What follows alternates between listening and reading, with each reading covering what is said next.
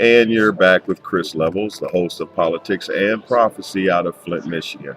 But currently, I'm in Miami, Florida, attending the WorldNet Daily's Taking America Back conference. Sitting next to me, this young man who happens to be of color. There are not just white folks here, but his name is Rashard. And Rashard, where are you from? I'm from Fort Lauderdale. Fort Lauderdale. Okay, so you haven't traveled far to get here, No.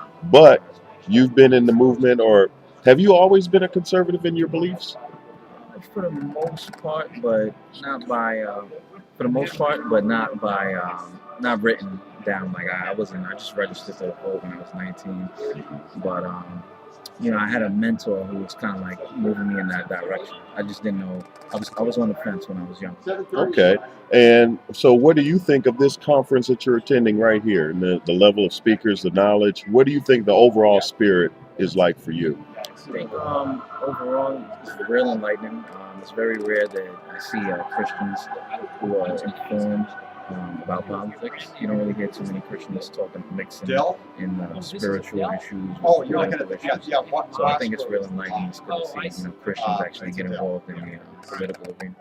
Well, that is wonderful. So, what have you done as far as have you contemplated running for office or anything of that nature? I've contemplated running for office, but I think I need to become a little sharper as far as my knowledge in the Constitution and politics. But right now, I mean, I'm focusing on maybe starting off working for some think tanks or getting involved with policy making. I finished a presentation. I just need to put it in Microsoft PowerPoint so I can present it. But I just finished a presentation about the Federal Reserve. So yeah, I wouldn't mind, going out doing maybe some lecture tours, things like that, just to inform people. So tell me, as a person of color, what kind of reception do you get about your views in amongst your family, friends, or your Man, circle? I'm the black sheep. I'm an outcast, definitely. As far as at work, my coworkers. I talked to one of my coworkers. He's Jamaican, Hmm. born in Jamaica. He's a citizen of the States now, but he said he's been in this country since the 80s.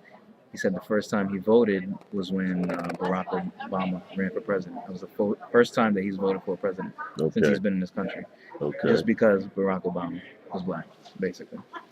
But I think it's a sad testimony as far as minorities. I mean, just to associate color with change. And I don't think that's the case. Right. And for so long, we've seen a lot of minorities, be oppressed, Mhm. especially in the black community, and from slavery to having to fight for civil rights. Now that you have Barack Obama come along, they place their trust in Barack Obama, who happens to be black, but he doesn't have their best interests at heart.